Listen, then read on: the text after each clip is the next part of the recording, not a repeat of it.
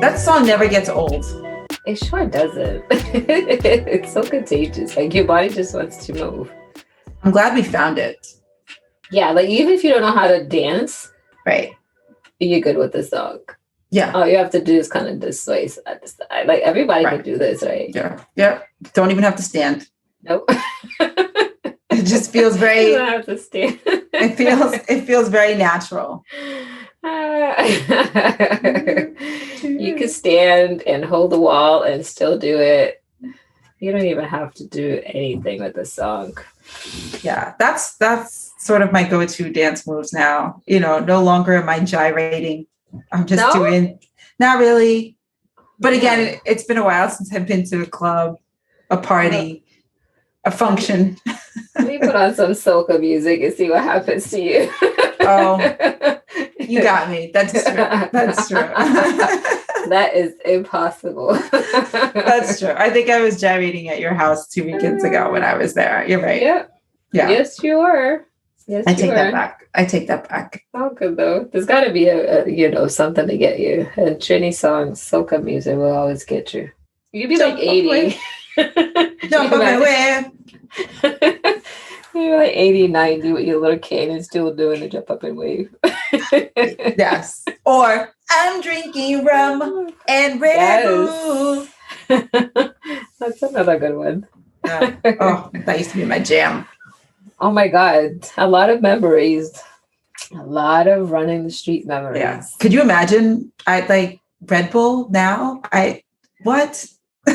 No. I took a sip of Red Bull the other day. You did? I did. Why? Because I just wanted to, I don't know, go back to when I had it and just feel the disgust, I guess. I don't know. I just wanted to see what I was into then. And then I was like, whoa. Were you climbing the walls? Oh, yeah. I didn't drink a lot of it.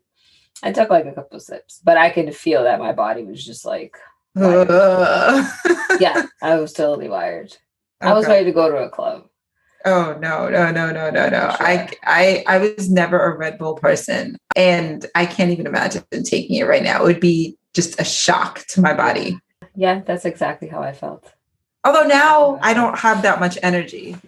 My energy isn't where it used to be, but I'm afraid drinking a Red Bull would just take it to an extreme. Maybe that's what you need.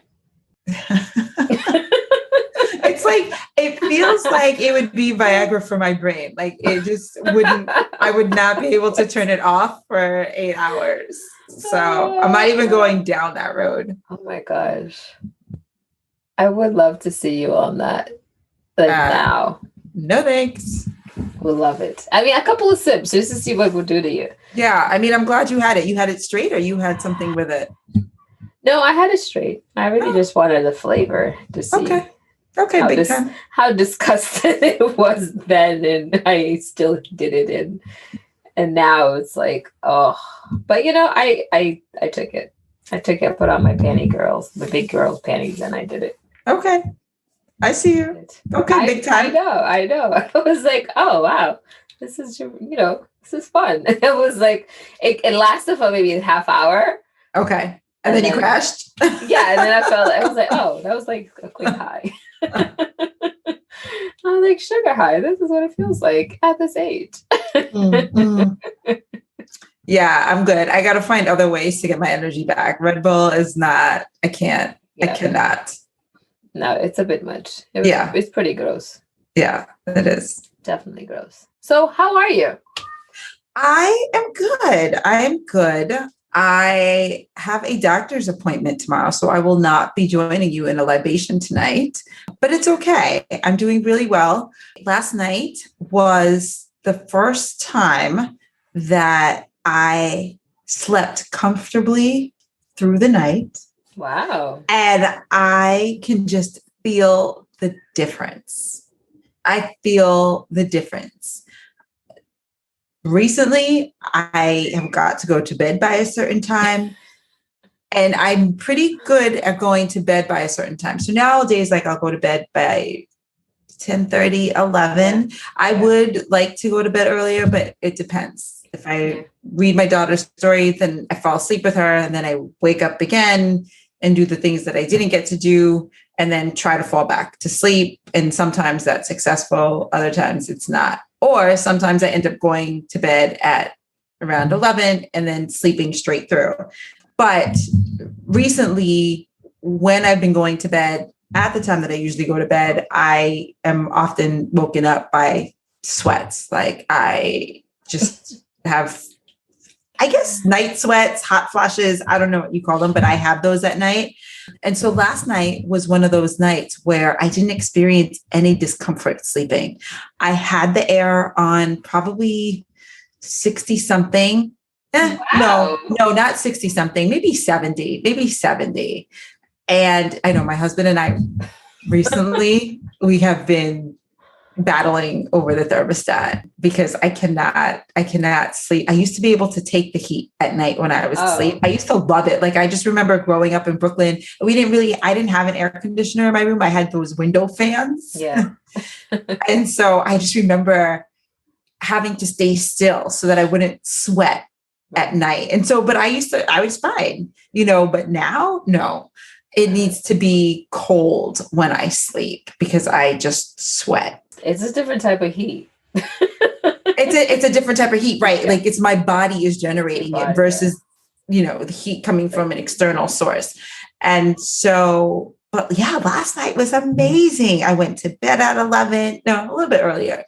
And I was unbothered. I was undisturbed. And it was amazing. I woke up, I was so refreshed. And that was contrary to the night before where I just couldn't find my rhythm. I was like tossing and turning. But last night, it was amazing. It was like my old self. And I just realized how much of a different person I am when I get my sleep. Right. When I get my sleep. It makes a big difference. Like I don't play around with my sleep. No. And I need to be like, especially nowadays, like before it wouldn't bother me at all. But now I don't care what is happening. I don't care what's on. If no one's dying, if there's no blood, I don't need to be awake. I am in my bed by like 10, the latest 10:30. I'm out. Yeah. Peace out. I don't care about anything else that's happening aside from that. Yeah. When did that start for you? When did that habit? You know what? That's a good question. I feel like it's been happening slowly, very slowly for the past year, about a year and a half now, I think. Okay. Yeah, about a year and a half. Okay. That's good. It's been more recent for me. So it's been probably at the top of the year. Right. Yeah, around the top of the year. And I just, I've been reading some stuff, as I know you have too. And the first time I sort of was exposed to that term perimenopause was on the Today Show. And I immediately connected it to my sleeping pattern because what had been happening for a while was that I would go to sleep, I would eat fine. I would sleep maybe for the first hour. Yeah. And then I would just wake up. I would be very sensitive to noise, to any sort of movement, like even my husband breathing. And it just wasn't like me. Yeah. And at first I didn't think that much of it. I was just thinking, okay, COVID, maybe there's some hidden anxiety I have. It's sort of a stressful situation, just this unknown epidemic, all of that, and so I was like, oh, well, maybe I'm just stressed out and all of this is just impacting my sleep. Yeah. But then it was funny because I didn't feel stressed, but I couldn't figure out why my sleep was getting interrupted. And so one night passed and I couldn't sleep through the night. And then I was just like, okay, I'm sure the next day will be better. Next day, didn't sleep throughout the night. And then it sort of became about a week and a half of just inconsistent sleep. And as a result, I started noticing a difference in my mood. I'd be crabby.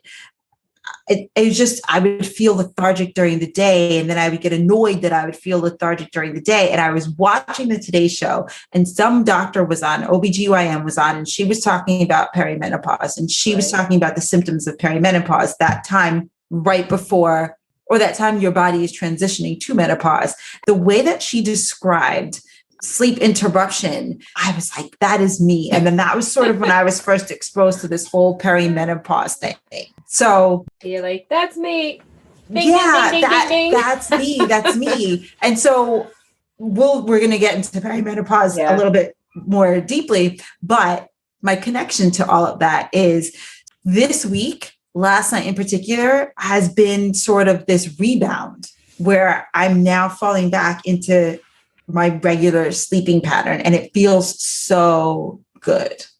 And this has been happening for the week now. Yes. Now the week just started, one might argue the week just started. It's Tuesday. So it's Tuesday. Sorry. There you go. I have lost track of time. It's Tuesday, but positive thinking. I know, but you know what? It's good. So what? 2 days in. So I'm off to a great start. Yeah. Yes. Yeah. That's hilarious. But it's funny you started off with that. But so just so you guys know, obviously today's episode is, all about premenopause. And I guess it's a stage where, based on Marissa's description, she's already there. Not diagnosed, not officially diagnosed. This is a self-diagnosis. Yes. But I think I have been, from what I've been reading, I've been exhibiting some of these symptoms for a while. But let me ask you, because you were the one who wanted to talk about this. You sort of brought up this topic, and I said I thought it was great, especially because I can make so many connections to it. So tell me, what was behind your topic choice? Why did you want to talk about perimenopause? That's a good question. I guess it's probably because I'm in denial. Maybe I just need to say more. This is the first I'm hearing about this. Say more. I don't know. But I feel like I may just be in denial because I don't talk very often about it. And is this the first time you're talking about it? No, well, yes. I think the very first time I've talked about it was with someone else. Right, with someone else. Who was with you? And I mean, I've we've had minor conversations with friends. Well, I have, sorry, not we. But it's always very script up conversations is it this? Is it menopause? Is that? But it was never nothing too deep, right? Yeah. It's like my ass is fat. Right. I'm experiencing XYZ. You're bloated. Yeah. Right. I'm hot. I'm hot all the time. I'm this all the time. But it was never a deep conversation. So the other day I was thinking, I was like, oh my God, I haven't really talked to anyone about this. And, now that we are, in the seasoned stage, I like to consider us to be seasoned. And this is something that we're kind of coming up on. And I'm seeing changes in my person. So, and then I was like, oh, is that what that is? So I'm just always so taken by it. I was thinking about it the other day, and there's such a stigma around the topic, and growing up, when you're a little girl, your parents always talk to you about, the beginning of your cycle, your menstrual cycle. And it's always very normal to talk about it. And it's why aren't we talking about premenopause or menopause just the same? Why is it not as important? Why are people not really having conversation about it? So I was like, you know what? I think I want to talk about it. Well, I'm so glad that you are talking about it today. And I'm so glad that you chose to talk about it with me some more. But yeah, I think so. A couple of things. I'm so happy that you wanted to talk about this because I've been feeling all of the feels. And I realized that in talking to other people, how much more normal I feel. And it feels like you have a team. Yes. It's sort of like it's game day. You have your team behind you. You're coming out from behind the stadium and it's we're going to conquer this together. Right. That's what it feels. It feels very empowering when you share your story, you share your experience, because that's something as women that we all have in common. Our experiences might be different, but our bodies are going through the same sort of physical changes. Right. And I think to your point about the menstrual cycle and talking about it as girls, it depends on how you were brought up. And in some households, it was talked about very freely. In other households, it was sort of shush. And there was an element of shame that was attached to it. However, I think at least with the menstrual cycle, there's something, it starts with sort of the physical changes, right? Like you start bleeding. And of course, there's an emotional and hormonal component to it, but like that is like the most concrete and tangible thing that you have to start a conversation because you're bleeding now, right? And so it's kind of like, hey, mom, what is this? Like you have to talk about it. You have an idea of when it's coming. And I think what happens with at least perimenopause is that from the stories that I've heard of other women, including myself, it sort of creeps up on you, right? And for me, it was the emotional piece that started first. And it started with anxiety, this unexplainable anxiety. Like there was no reason to feel anxious. I didn't even know what I was feeling anxious about, but I felt my heart sort of racing. And I knew it wasn't a panic attack. There was no shortness of breath or anything like that. But it was just like, why is my heart racing? And then that would be sort of cause for concern and create additional anxiety. So it started with the anxiety, and then it went into the interrupted sleep. And then that would induce more anxiety because it's like, well, why am I not sleeping? And I never felt my full self the next day because I was deprived of sleep the night before. And then it was the sweats. And I always would sweat during that time of the month. Like when I would get my period, like maybe a day or two before, I would sweat like profusely. But now it was happening in between my cycles and it was just unexplainable. And then I get very weepy. It was almost like I was pregnant again. And someone would say something to me. I would feel me getting emotional and getting upset. And not that there's anything wrong with that. You and I both believe in women being expressive. Right. But it was almost irrational weepiness, so it would be about maybe my husband and I were having a talk about how to fold a towel. It was just sort of, it didn't make sense. It wasn't logical. And it was almost like I was having an outer body experience of my emotions. Right. So those were sort of the first few signs. But what's so crazy is that, mentally, I don't feel like I should be in the perimenopause period. And then the mind fuck for me is that I'm also still trying to have another child during all of this, right? Yeah. And so that's when your hormones are sort of becoming depleted or erratic, and I'm now trying to have a child. So it's like my body's saying, well, you're almost at the end. But my mind is like, no, we can still do this. And so, yeah. So that's like where my mind is around. You're juggling a lot of emotions. Do you feel emotional? Do you feel like your emotions have changed? I think so. I think my emotions has definitely changed.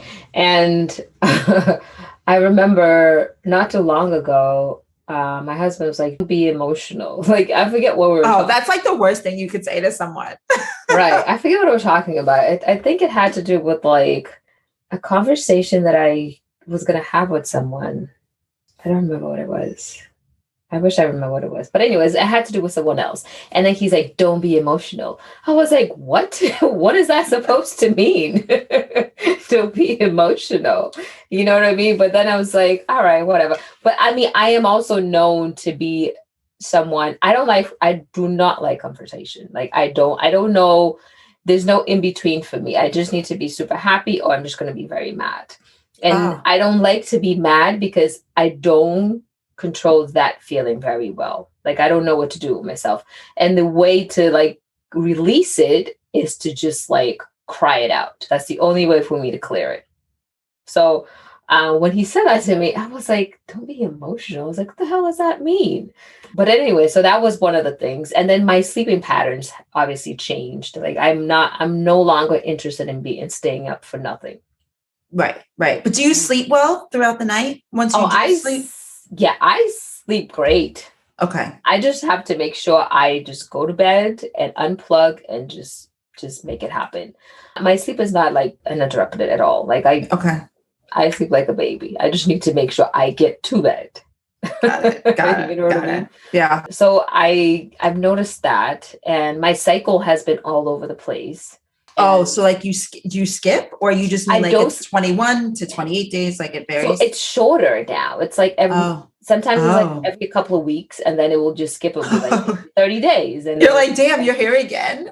Right. And I was like, hey, we just had you. Like, why are we visiting me again? Like, I just saw you. Like, I'm not interested in girls' time today. Like, no, thank you. Like, go away. Like, I never even heard someone say that. I heard someone say like my Aunt Flo is in town, but we're not having girls' time. Yeah, this is not girls' weekend. Like, I'm not ready for you. And today is not my, like, I'm not into red today. Like, go away, red. Like, I'm good. Like, I'm into gray or pinks today.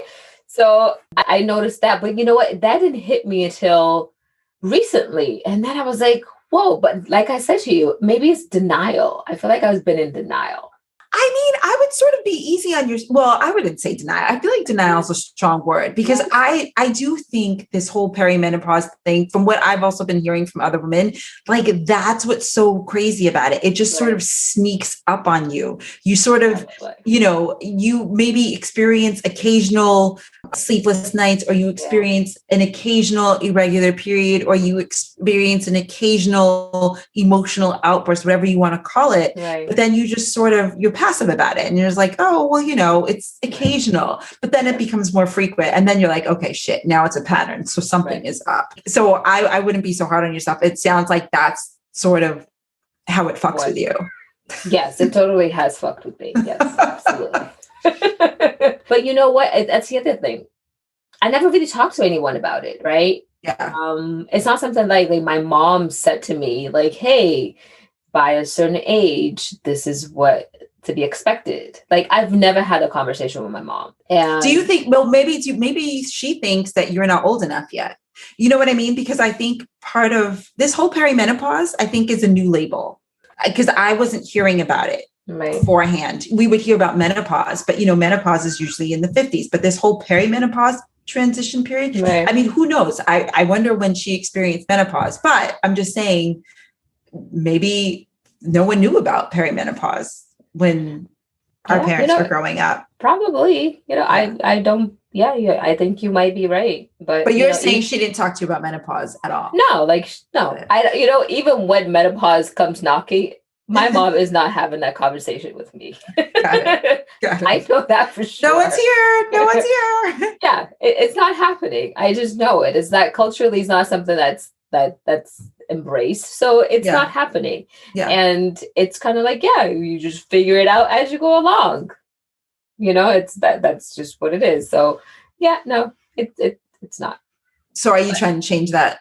So yes, absolutely, I'm definitely going to try and change that. But let me ask you before we get into that, but have you and your mom talked about it? So really? Yes. That's great to hear. Yeah, my mom is very she lost her mom at a young age. She lost her mom when she was around 7. So I think she's very conscious about how she would have wanted the relationship between her and her mom to be. So she's very intentional about our relationship and making sure that I know everything that she had to learn on her own, because her mom passed at such a young age. So it started very young, I think. I mean, and I'm pretty lucky in the sense that, thank goodness, my mom started talking about my period at a very young age, even before I got it, because I got it pretty early, considering. So I remember she would, it was so intrusive. She would catch me when I was in the bathroom, and she'd be like, I just want you to know that there are sanitary napkins here. Did you get your period yet? This is what you're going to be experiencing. So just in case you're at school, I don't want you to panic, but you need to start walking with these, and this is how you use them. Right. And when, you'll soon understand when it's going to come. These are the symptoms that you're going to feel. On those days, you should probably stay away from caffeine, salt, anything sugary, because those will make your cramps worse. You also want to put a warm compress. She educated me a lot. And same thing with menopause. And so a lot of these things, so I knew what to expect in menopause. She was very open about it when I was in, because she had me pretty late. So I think I was sort of in middle school, high school when she was experiencing it. So she would be very open about being hot or feeling run down, not having the energy. And so I sort of knew what to expect in menopause, but not the perimenopause. I think so. I was waiting. I was waiting to feel these things about 8 years from now. So it was a surprise to me. And it's funny because I talked to her recently about it and she was like, "You think you're experiencing it already?" I said, "Mom, like everything that they're talking about with this perimenopause phase, yeah, I'm experiencing it. So I think I'm in it." So I was grateful that, so there were no surprises, but it was just a matter of when. Yeah. I mean, that's so good though, that you were in high school. Is that what you just said? Middle school, because when she was going through it, yeah. That's when you heard about it. Yeah. Well, about menopause. Yeah. Because, sometimes she would also just explain her mood. And there were times where, we would get into an argument and sometimes she would come back and apologize and just say like, my hormones are sort of acting a different way. And I was like, "What are you talking about?" And then during this time, she also had her thyroid removed. So I knew one part of her thyroid removed. So she would also talk to me about how it regulates hormones, all of that. So she did talk with me about it. And so it's great because I obviously want to continue the cycle. And I want to talk to my daughter about it. But it's great because then, you don't feel crazy. You can explain things. It makes you feel sane when you know that there is a reason beyond your control for how you are feeling or how you're acting. So, yeah. No, that's great because, I don't think the average person is talking about it with their parent, to be honest with you. I could be wrong, but. Yeah, no, I agree. And I actually think now our generation is probably educating the older generation, right, with all the information that we're armed with. And now in some cases, the older generation is like, "Oh, I wish I knew that when I was your age." They were like, "Yeah, it would have helped." Yeah. So it was funny because, right. I mean, because like, I even remember, because there are changes to your skin too, going through this phase. And I remember my mom would tell me what I should be doing with my skin in each decade. So, you've seen those magazine articles where they're like, if you're in your 20s, like this is what your skin is like, and this is what you should do when you're in your 30s, 40s. So she basically was telling me all those things. So like those eye masks that I use, she would always tell me about putting lotion on my neck because you want that skin to match your face. And so she would sort of prepare me for all of this. So even the other day, I told her I was like, I'm having vaginal dryness. So what should I do? And she was like, now my mom is not a doctor. Full disclosure, my mom is not a doctor.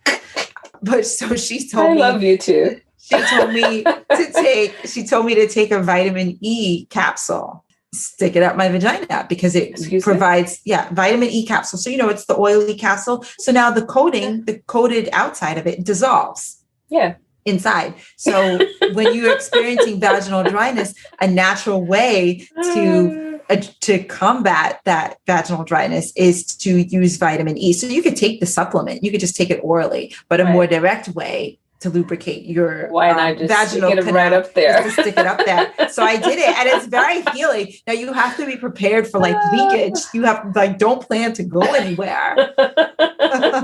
So like, just sit on a mattress. You need to be in your bed with a towel. Oh my goodness. But yeah, so we talk about those things. Vitamin E capsule, y'all. For vaginal dryness. Go get yourself. No, don't listen. That is what me and my mom do. I'm not making any, we are not doctors. We are not medical doctors. Oh my God. So if you choose to, that is on your own. Do it at your own risk. Do it at your own risk. Yes. But it is a natural way of lubricating the vaginal canal. That is hilarious. Yes. So how often do you do this?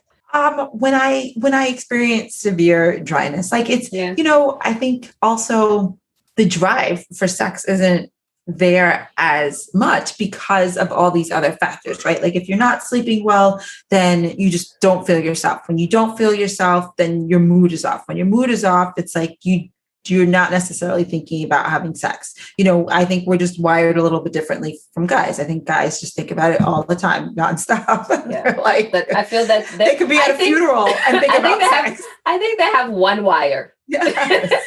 And it's like connected to that at all times. Right. Like they could be at a funeral and think about having sex. Like, let's get this quickie popping off in the bathroom real quick. Like, But you know what? I am so happy to hear that from you because that does not happen to the average household. Like it's that conversation is not happening between like a lot of parents. Yeah. And I see that. Because there are times where I have taken that for granted, or I've also led with that assumption. And I start talking about sex, or I start talking about my body parts, and people like, whoa, like what? Or that like that nervous laugh, like, okay, can someone turn her mic off? Someone turn her mic off. Oh my goodness, that was pretty awesome. Oh wow. So let me ask you, do you plan on follow her footsteps with your daughter? Oh yeah. Absolutely. Did you answer that already? Sorry. I'm having like a brain fog thing. Right. And that's part of it too, right? That brain fog. Yep. Right here. All day, every day. Yeah. Brain fog. Yeah. Yeah. I think, I will. I absolutely will. Just because the more anyone talks about something, it's almost like practice for your brain. The more comfortable you become with it. And I think, but more importantly, what you realize is that you're not alone, and there's so much power in numbers and understanding that you are not abnormal and that you have to advocate for you. And the only way that you can do that is by using your voice and communicating, because no one knows what your body is going through except for you. So you have to be the voice for your body. And so because of that, I absolutely plan to continue talking to my daughter about it. And, I think at appropriate times, right? I'm not just going to open the door to her bedroom and say, hey, let's talk about menopause. I think part of it, you don't want it to feel like a forced conversation. It should be organic, but you also, need to talk about it before someone might be ready to, because you just never know what they're. A woman needs to be prepared, and you have no idea when their body is going to go into the next phase. Exactly. We all have our times, and it's not necessarily the same for everybody. Yeah. So let me ask you this. Did you ever feel a sense of shame around talking about your body? Because it sounds as though obviously our stories are very different. Our upbringings were very different, but do you feel as though not talking about it brought on a sense of shame? And then sort of how do you plan to do things differently? I don't think it brought up any sense of shame, to be honest with you. I just think that we all knew there was like a big elephant in the room. It just really talked about it. You know what I mean? Nobody would talk about it. It's like, right. But I don't think it was shameful in any way. Okay. It was just not something that would naturally just happen. Now I blame all of that in the culture itself, because we knew it was happening, but nobody would make the first step to like address it. So do I plan on changing it? Absolutely. Yeah, absolutely. I want my daughter to feel and know that what she goes through, all the transitions that she's going to go through as she grows up, is completely natural, because I believe that our body is just beautiful. It's a powerful tool, and we just have to embrace the transition that we go through. give birth. You know what I Yeah. mean? We Yeah. birth life. So we have to expect changes after that. So I want her to understand that. I want her to understand every step of the way until that point, and even beyond that. Right. You know what I mean? So, I guess I am breaking all of that for sure. Yeah. I also think, going back to your point about culture, I think that it is a way for a non-traditional way for us as women to bond. Yeah. Right. It doesn't always have to be surface conversation. Sometimes when we get together with our friends or our tribe or our village, it could be about, this is what I'm going through. And I think, again, it goes back to the power in being vulnerable, right? Yeah. You have to feel like you can be vulnerable enough around someone, some people, yeah. Whether it is, some people have that relationship with their doctors, and some people have that relationship with their friends, but just one at least trusted person where you feel like you can be vulnerable. And if you don't have anyone, then it's important, I think, to seek those people out, because that's how you become knowledgeable. But more importantly, I feel like that's how I don't blame myself for being emotional. I don't blame myself for feeling lethargic that day. Let me tell you this. Yesterday, so the day before, not Monday. So sorry, the day before that. It's happening, guys. The day before Monday, which is usually called Sunday. Yeah, that day.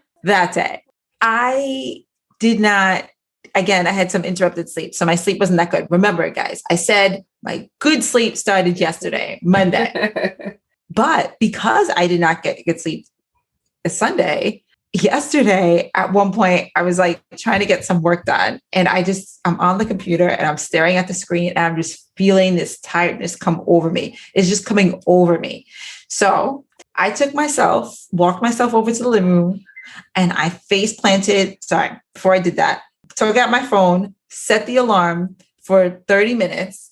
I face planted on that couch and I conked out. I took a nap. I took a nap. I had to take a nap. The old me would have been like, you lazy bitch, work.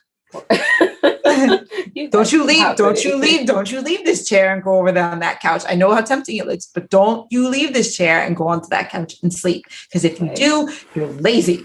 Yes. Yeah. But no, I said to myself, this might be just part of the transition that you're going through. It is not your fault that you were feeling tired. You did not get enough sleep the night before. And the reason why you didn't get enough sleep was because your body is going through this change.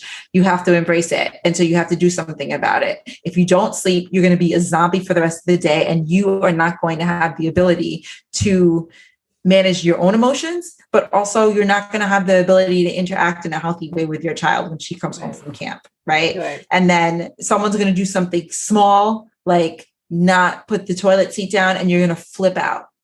Right. So like, this is where my mind goes. I'm like, you know what? You need to protect yourself. You need to understand that this is not your fault. You are not being lazy. You are taking care of yourself and you are recharging. So I went face planted, took a nap for half an hour. I woke up.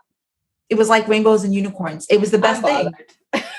Rainbows and unicorns. I was in a great mood. That's great. Mood.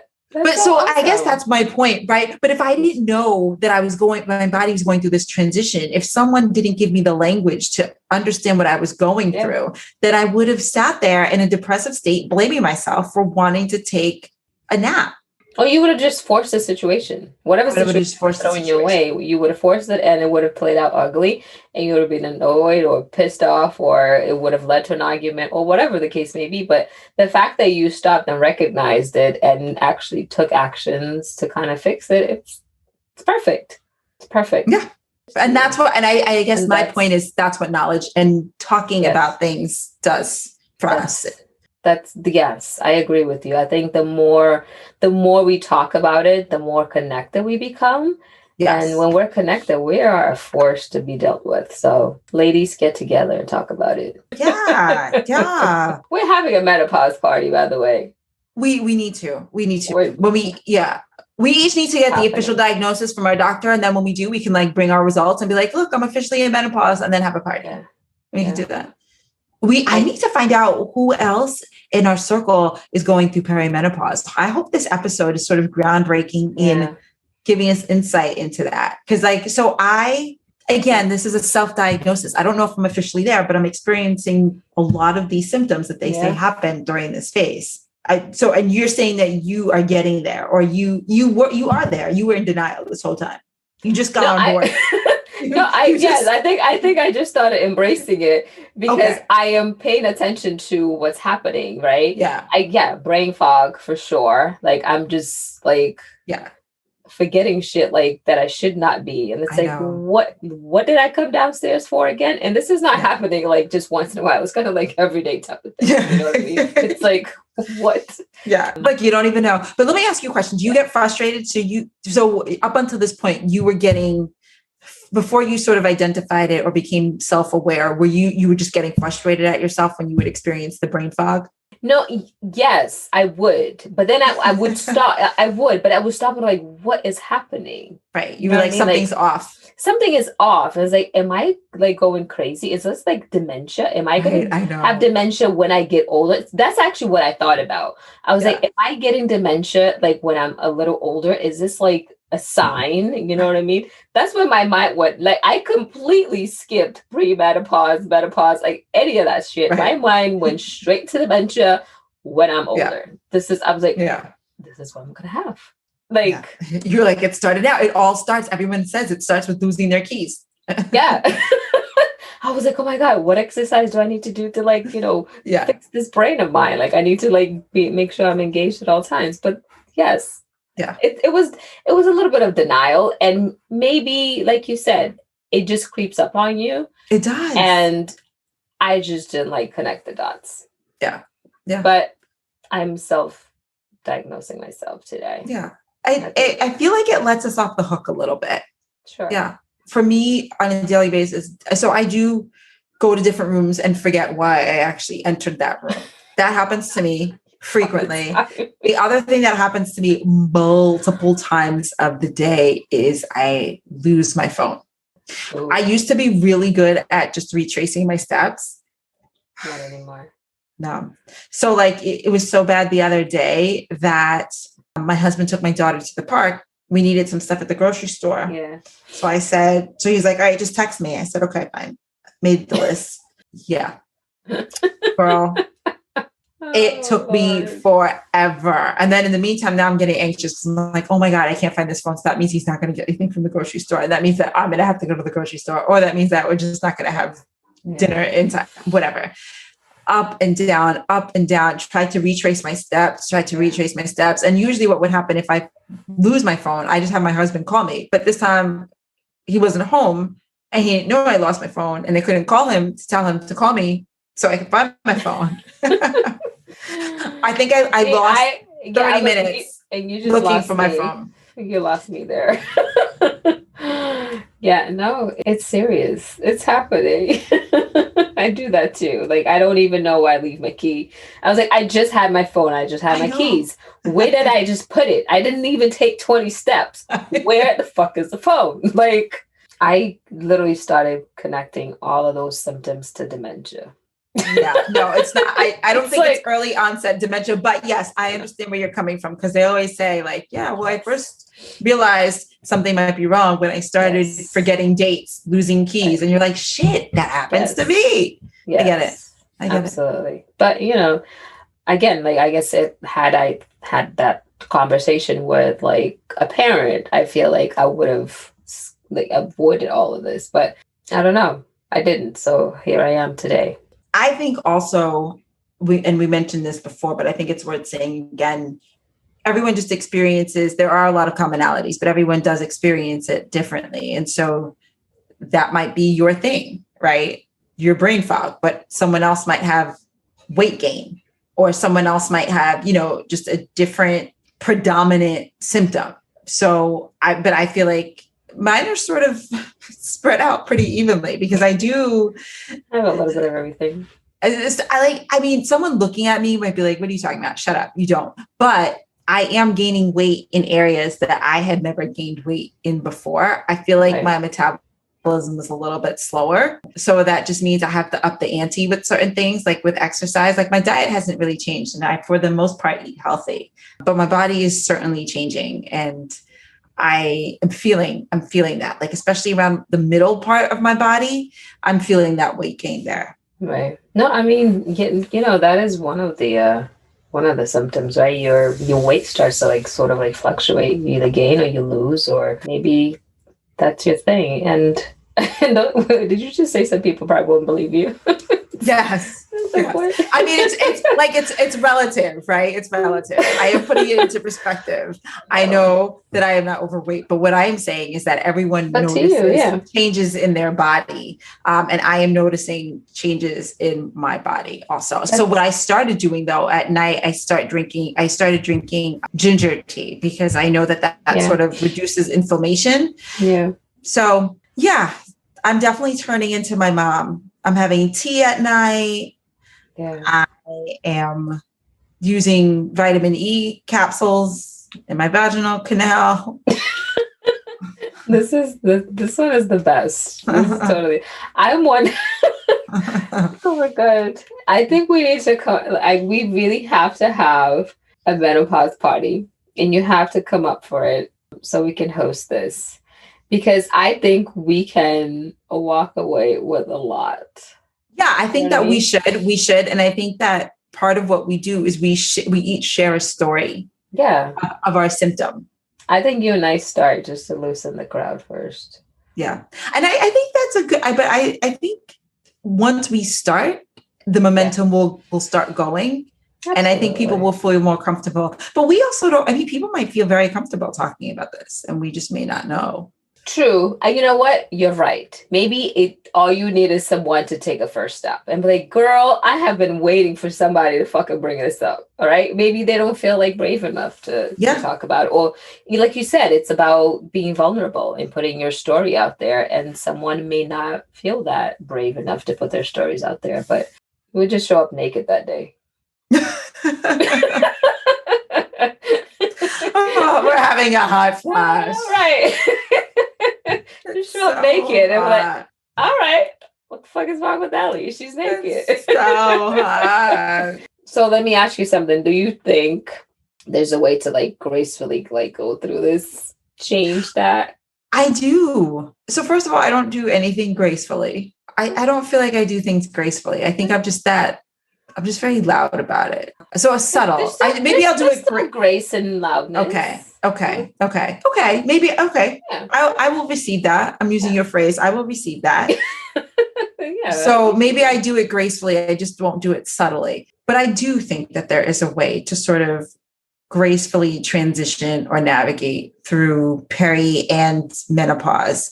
And I really just think it comes down to acceptance. Yeah.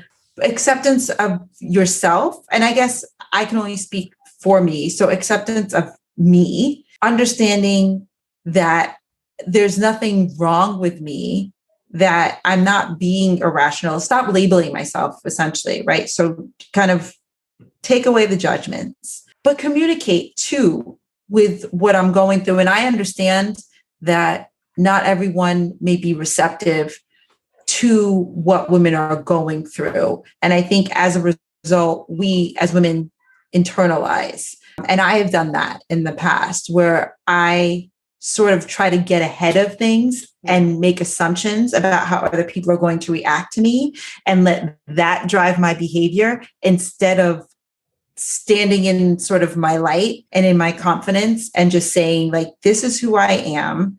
And I need you to understand this for us to sort of be on the same page. That's a very long-winded way of saying I also need to tell other people what I'm going through, particularly my spouse, right? Because that's going to help me accept what I'm going through if I'm communicating that with him. So I was listening to this podcast where they talk about menopause. You had actually recommended I listen to it. And I think it's Menopause Unmuted or Unmuted Menopause. Menopause, yeah. Okay. So in any case, one of the guests was saying how she was communicating with her husband in concrete ways about her hot flashes because he wasn't really understanding the concept. And he was just kind of like, well, can't you just like put the air on? And so she said one day she decided to sort of have a running commentary of when she was experiencing a hot flash. So every time she would experience a hot flash throughout the day, she would say, okay, I'm experiencing a hot flash. I'm experiencing a hot flash. And this went on throughout the day. And at one point, before the day was even out, at one point he was like, okay, now I get it. Now I understand that you can't control it. And now I understand how it's interfering and impacting your life. Yeah. And as a result, how it's kind of impacting our relationship. And so I'm saying that because I think that is part of being empowered also. So not just leading with assumptions that other people understand what we're going through, especially men. Right? Like those of us who are in relationships with men, like I think that that's part of our job to explain that to them. Look, if you're not going through it, you're not going to just willingly research stuff, right? Like I would love to believe that people do that, but not everyone's going to have the time to do that.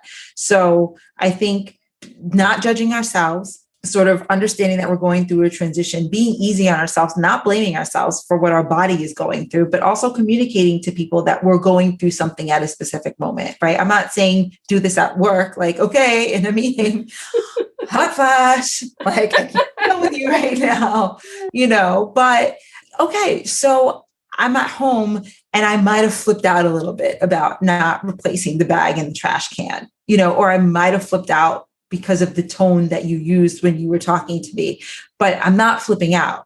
Like I'm feeling outside of myself and I'm feeling that my hormones are raging and I'm just letting you know, not that I shouldn't be held accountable for stuff that I say or do, but you just understand that I'm feeling out of sorts and this is how I'm reacting to it.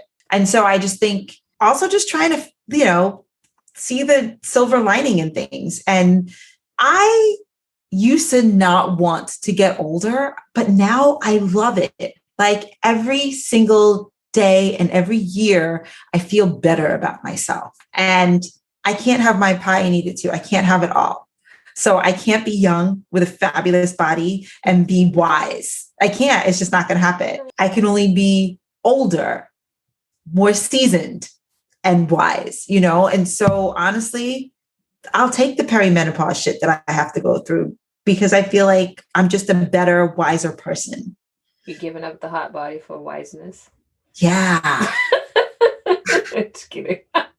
Yeah. I'll take wise. Exactly. Like I'll take wise. Now when we actually get to menopause, I think, an advantage is that we'll no longer see our Aunt Flo. We'll no longer need pads and tampons. It'll be like freedom between our legs. No more like planning vacations around it. It will be so awesome. Let me tell you, it will be awesome to not have to buy that shit again. No tampons. No. Those contraptions, they're horrible. Yes. They're all, yeah. You know what? It's not that bad. Yeah. See ya. Not like can't wait for that day. Obviously I don't want, I don't want to have to go through it, but we're going to have to go through it. But once you get there, I think it's going to be awesome. And like you said, it's really just accepting all the transitioning that you're going through. Yeah. Right? Yeah. I think that makes it a bit easier. And I think, like you said, talking about it, find the tribe, find the crew that you are most comfortable with and just talk about it and find that connection and become more powerful together. I think sharing stories with women in your lives that are going through the same thing, you won't feel like you're alone, Yeah. Yeah. And it just becomes easier when you find connection through other ladies that are experiencing the same thing. Yeah. And I think if you find it challenging to be vulnerable with a set of people, maybe you move to a new city, move to a new country, whatever the case may be, that's why we're doing this so that, that you are not alone in it. Yeah. That we feel it. At least, two other people in this world feel the same thing that you are feeling. Yeah. And Marisa has great tips. I know. They are not medically approved. They're not medically approved, but it's like, it's home shit. Like you try at your own risk, but clearly she's alive. She's sitting here with us. You will never look at vitamin E the same way again, Ellie. Never. Girl, every time I see vitamin E now, I'm thinking about you and your mama. That would be a good, this is an aside, but that would be a good name for you. I'm going to call you Vitamin E. Oh my gosh. Oh God.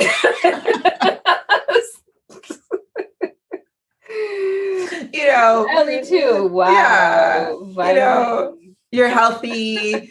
It's like you're healthy. You're the life of the party, so like you're the lubricant, Oh, wow. that is a stretch.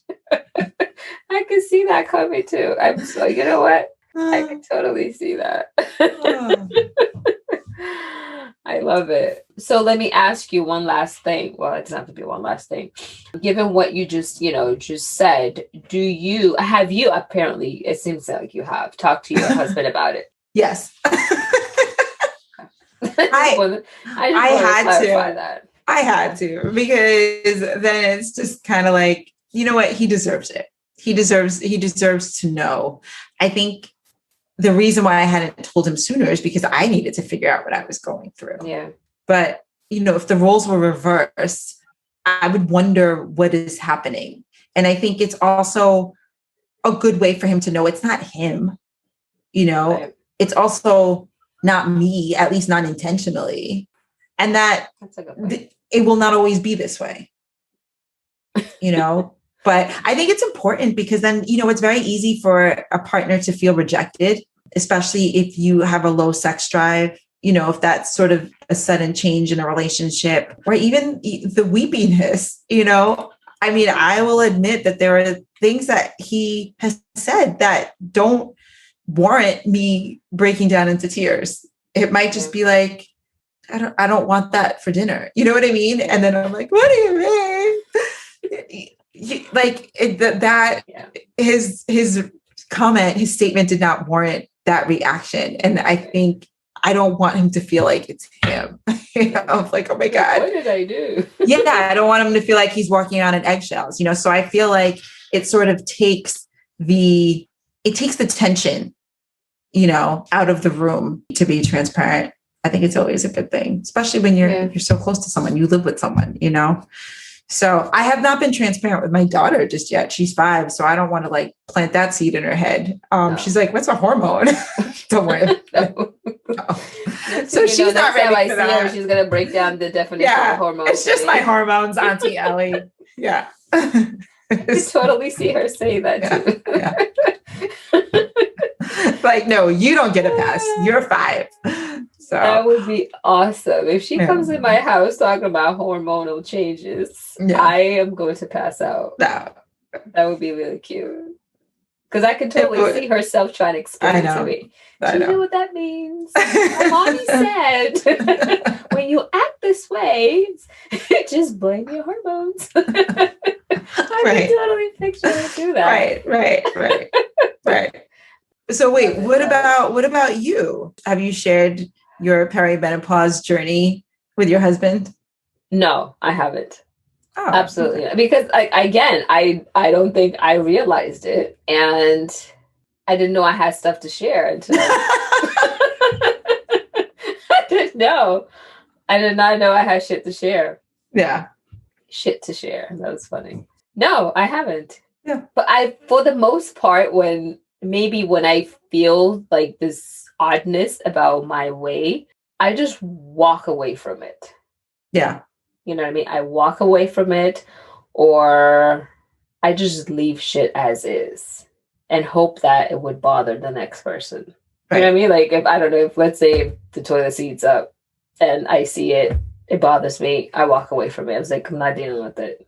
I was like, maybe the next person that walks into this bathroom may or may not be bothered by it. But I am not going to. Right. So I just protect myself in that way, because then I don't want to use my vocals to deal with it. Got it. Yeah. It's going to probably get ugly and everyone's going to get annoyed. Right. Everyone's going to feel a certain way. And up until this point, I probably was like, I don't even know what it was all about. Right. You know what I mean? Maybe it was just me being an ass. Yeah.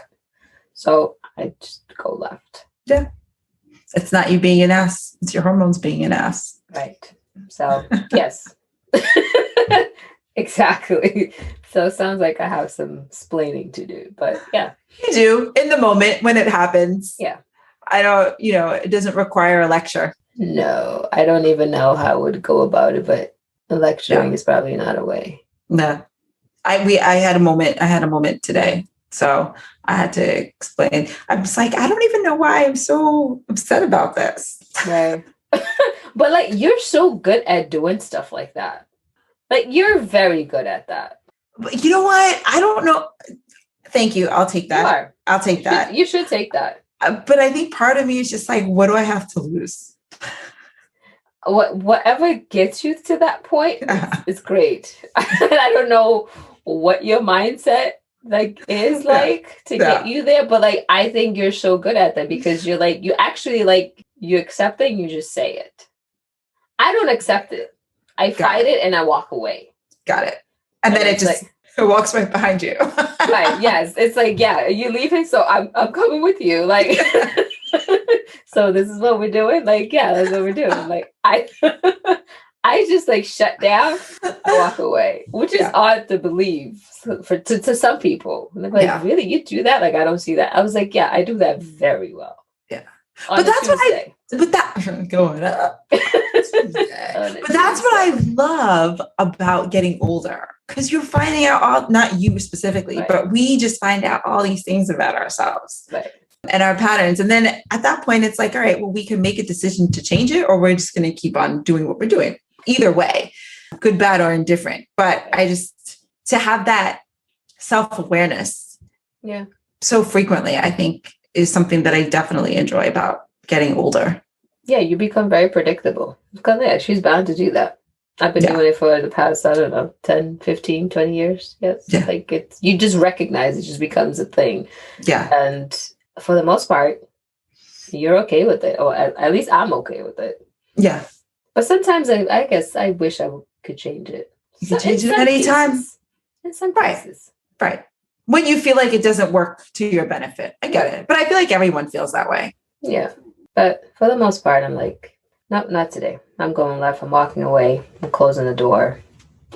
Not talking about it. Don't you wish you could just put your hormones away like that? Like, all right, you guys stay here for right now because just close the window. I need to enjoy this event, so I just need you to stay here. I'm gonna lock the door and then I'll come back and get you, and then we can all be together again. Yeah. We'll reunite in 2 hours.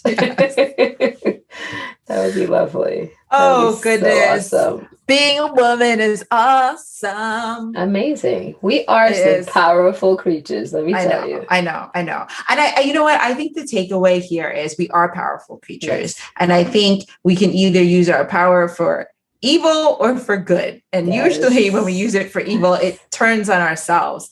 And I think that we don't have to do everything on our own, although society has made us feel that way, and that we can do it with each other. And the best way to do that is to share your story. Yeah, I totally agree. I think joining forces is the best way. We're just stronger when you join forces. I know. And I used to think that was so cliche. But that's so true, though. I know. Do you know how powerful it is for a woman to sit around a table and just share stories and just become connected in all levels? It's just like, I feel like it's so electrifying. It is. That's a great word. It runs through your veins. I love that word. It is absolutely electrifying. It is very electrifying. And I feel that way every time I am in a space with you and some of our other, ladies in our circle. I think it's such an amazing time for me. It's like, I try really hard to just be present and kind of just soak it all in, because I feel it in my veins sometimes. I was like, wow, this is so cool. It's so powerful to kind of just be in the presence of just really beautiful women just sharing stories, you know what I mean? And the beauty of it's like, it's not the same story. It's not ever the same. Right. But it's just as powerful. Yeah. So when I wake up, so hopefully tonight I have a good night's sleep, but if my sleep gets interrupted, I'm just going to be still and ride it. Yes. Eventually I'll go back to sleep, right? Nothing stays the same. So yeah, just ride the moment. Yeah. I'll be like, and don't think about anything. Yeah. That's what I heard. I'm not going to think about anything. I'll just be like, hello, hormones. And then just ride it. Yeah. Ride it. Thank you for coming tonight, hormones. Yes, I see you. I feel you. Yeah. We're going to vibe. Just vibe with the hormones. Vibe with the hormones. Oh my God. Vibe with the hormones. I like that. Yeah. That's our wrap up. Vibe with your hormones, ladies and gents. Vibe with your hormones. I love it. Another awesome episode, love. Yes. Very excited to do this episode. I'm glad that we talked about it. I already feel better. Thanks for tuning in to another episode of Lifingit. Please visit us on Instagram at Lifingit Podcast for links to earlier episodes, or check us out on YouTube at Lifingit Podcast.